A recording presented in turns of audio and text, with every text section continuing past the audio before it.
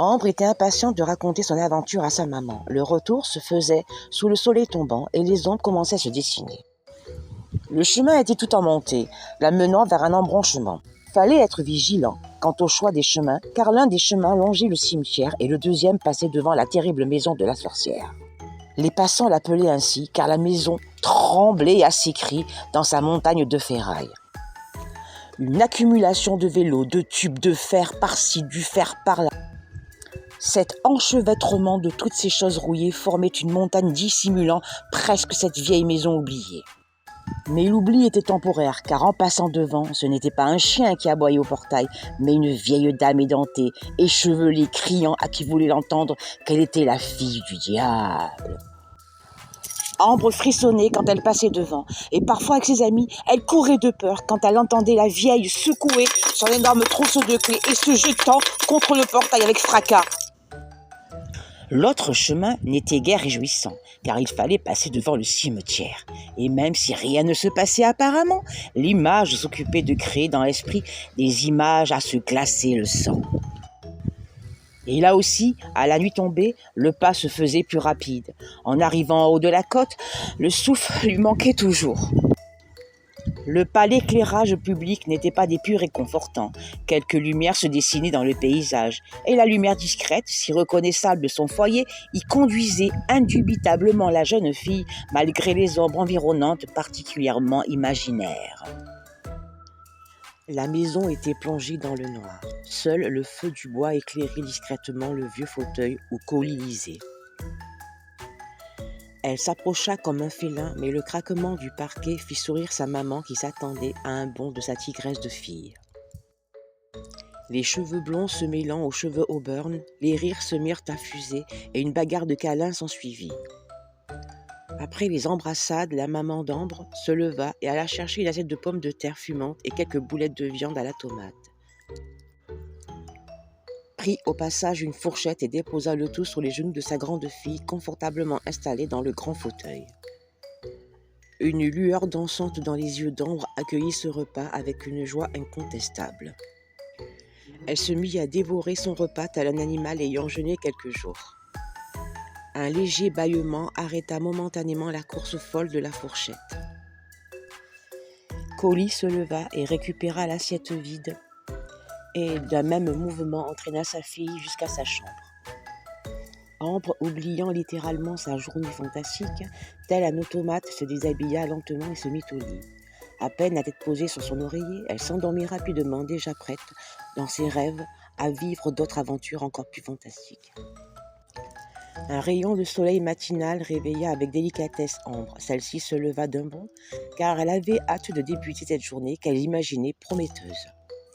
Collie lui avait raconté qu'elle vivrait dans cette école hors du commun des expériences extraordinaires. Elle avait été heureuse, après moult questionnaires, une centaine précisément, d'avoir vu son dossier accepté. Cela avait été très laborieux, car certaines questions étaient cocasses, presque incompréhensibles. Elle se rappelait quelques questions. Quel est le nom complet de vos parents? Différenciez celui de votre père et celui de votre mère. Quelle drôle de question, pourquoi les différencier? Y a-t-il quelque chose de particulier là-dedans? Quel âge lunaire avez-vous? Oh, mais c'est quoi ça? D'où venez-vous? Alors là, je trouve ça extraordinaire. Avez-vous déjà eu affaire à des événements surprenants? Si oui, racontez brièvement, donnant au moins 3 exemples. Déjà, le premier, c'est ce questionnaire. Quel est votre animal totem? Dans quel lieu vous est-il apparu? Ou sous quel signe? Oh là là, que de mystère! Quel est votre élément préféré? Feu, vent, eau, terre? Que symbolise pour vous chaque élément? Oh là là! Pouvez-vous citer 3 sortilèges que vous connaissez? Hein? Qu'est-ce que c'est que cette question? Ah oui, j'en connais un. Abracadabra. Quel est votre livre préféré? Pourquoi? Orgueil et préjugés de Jane Austen. Mais je vois pas le lien avec cette question. Racontez-nous un grand rêve. Ah ben moi je rêve de voyager. Qu'attendez-vous de cette école? Soyez précis. Qu'est-ce que j'attends de cette école? Mais je ne sais pas, moi. Je ne sais même pas de quoi il s'agit. Quelle école j'ai à faire? Je ne sais pas. Vraiment, je ne sais pas. Pas de calcul irrésolvable. Pas de grammaire ennuyeuse, de conjugaison sournoise. Les questions avaient l'air banales, mais plutôt bizarres quand même. Elle avait répondu comme sa mère lui avait conseillé, de façon spontanée et sans réfléchir. Son instinct avait fait le reste et son humour aussi. Certaines questions l'avaient menée à beaucoup de réflexions. Elle se dit qu'elle en parlerait à ses nouveaux amis, probablement. Sa mère Collie était déjà partie. Cependant, sur la table du salon, un petit déjeuner l'attendait, ainsi qu'un pique-nique. Elle enfourna son pain au chocolat et sortit son sac repas en bandoulière sur son épaule gauche et son sac de cours de l'autre côté. Ainsi, équipée, elle s'en alla d'un bon pas. Le chemin de la veille était lugubre. Cependant, à cette heure matinale, où le soleil timide pointait son premier rayon, le chemin était rempli de lumière. Le vert des feuilles était vif. La terre s'éveillait en douceur. Ambre longeait le mur du cimetière et rien ne lui donnait un sentiment de crainte. Elle marchait d'un pas alerte et fut vite arrivée devant la monumentale porte de l'école Martini. Chaque élève se dirigeait spontanément vers leur classe respective avec entrain. Les feuilles des platanes étaient retombées dans la nuit, maltraitées par le mistral, et le sol de la cour à nouveau formait un tapis verdoyant qui vibrait à chaque petite rafale capricieuse. Le pauvre jardinier M. Grimm, imperturbable quand même, muni d'un bâton avec un pic, ramassait une par une les feuilles qu'il posait soigneusement dans des vieilles valises. Encore un mystère à résoudre, se dit mentalement Ambre. De la cour sud, on voyait des bâtiments à l'ouest qui se distinguaient par leurs toitures disparates. À l'extrême gauche, le bâtiment avait été construit en 1950. Tout à côté de la salle de sciences, qui datait des années 1923, oulala, que c'est loin tout ça dans le temps. Plus à droite, une salle réservée à l'école technique, qui était au-dessus de l'ancienne chaudronnerie des années 1908.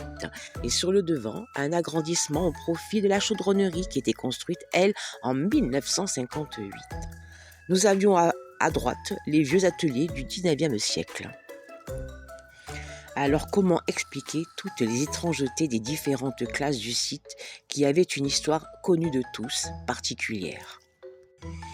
Et parmi les plus bizarres, n'était-ce pas celle où on ne pouvait pas y entrer? Un inexplicable vent balayait perpétuellement la classe qu'on appelait la Golfon. L'entrée des élèves s'y faisait toujours très difficilement. Oui, je ne plaisante pas, vraiment.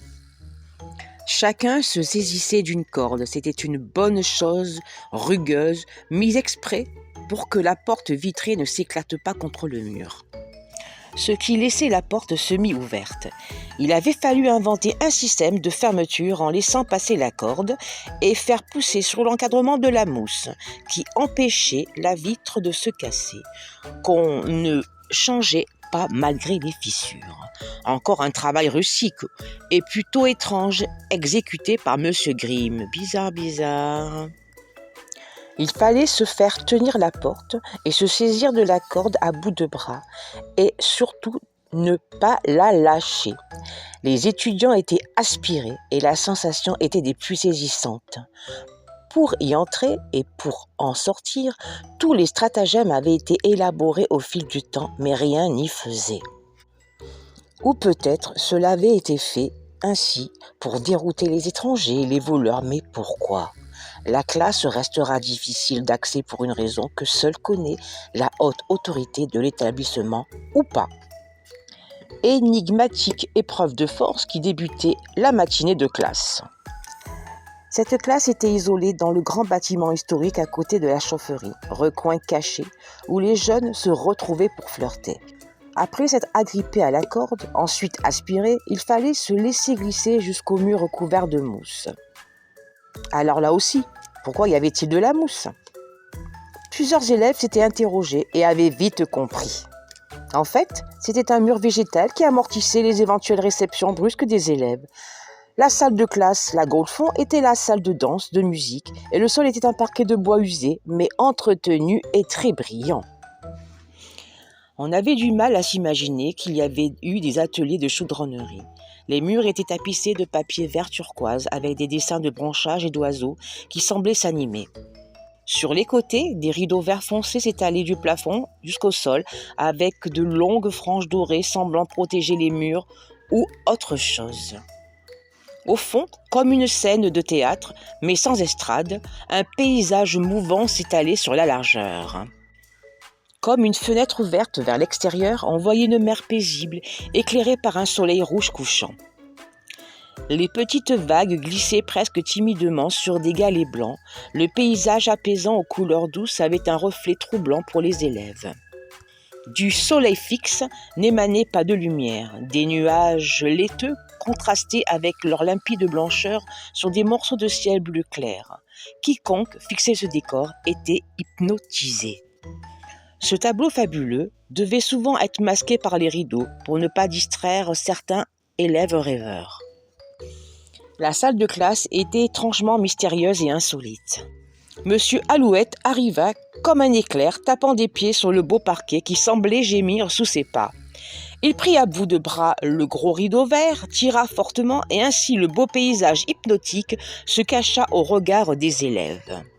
Étonnés, figés, les élèves étudiants se regardaient bêtement, n'osant bouger ou même poser une quelconque question. Ils attendirent. Le gros bonhomme élégant sortit alors de sa poche une baguette. Un sourire général s'afficha sur le visage de tous. Mais ils furent fortement étonnés quand ils entendirent une jolie musique sortir des murs. Ils se retournèrent tous dans la direction de ce son magique. Les rideaux de l'autre côté avaient dissimulé des murs noirs sur lesquels on avait dessiné des instruments de musique à la craie épaisse. Et les jeunes voyaient maintenant les instruments de musique s'animer, émettant une jolie musique entraînante.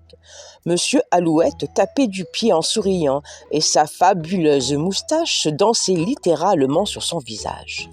« Allons, allons, chers amis, positionnez-vous donc rapidement sur les carrés foncés que vous voyez sous vos pieds. » Effectivement, au premier abord, le sol était simplement brillant, mais avec un peu de perspicacité, on apercevait bien comme un damier.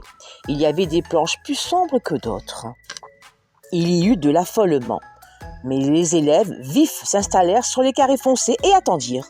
« C'est quoi ce truc encore ? Je sais bien qu'il ne faut pas s'étonner de tout cela, mais quand même !» s'étonna Alexandre. « Sérieux, je n'aime pas l'idée de devoir danser, ça met mal à l'aise. » s'inquiéta Louis. « Ouais, moi non plus. J'ai le sentiment que mes pieds et surtout mon corps ont une vie propre. Je suis d'accord avec toi. » répondit Jules. « Franchement, je suis d'accord. En plus, c'est gênant avec toutes ces filles. Elles vont se moquer de nous. » renchérit Louis.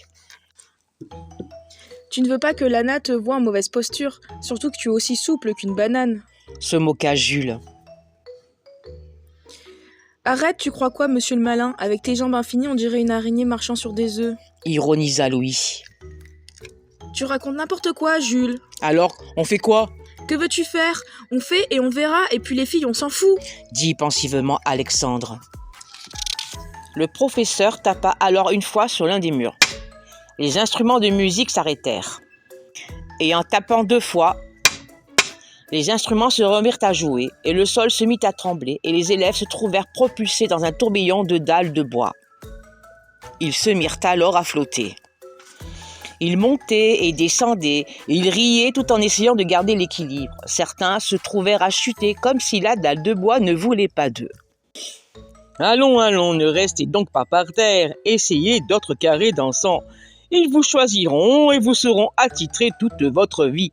Ils seront vos compagnons de route. Allons, allons, apprivoisez-moi tout cela, ces choses récalcitrantes. Vous allez bien trouver celui qui vous convient. Allons, allons. » On voyait une cacophonie de jeunes gens en course après des bouts de bois, une musique forte qui empêchait de réfléchir et un professeur qui était lui-même victime de sa propre baguette magique. Au fur et à mesure que chacun réussissait à trouver son support magique, la musique devenait plus douce et les élèves, bien qu'en équilibre précaire, se mouvaient avec une aisance maladroite. Et la salle de danse s'anima dans une belle harmonie de danseurs flottants. En 1 heure de cours, les jeunes avaient acquis de la détermination, de l'équilibre et un début d'oreille musicale tout en essayant de maîtriser leur corps rebelle. Ils étaient maladroits sur leur support magique que leur professeur maniait discrètement avec sa baguette avec un sourire malicieux.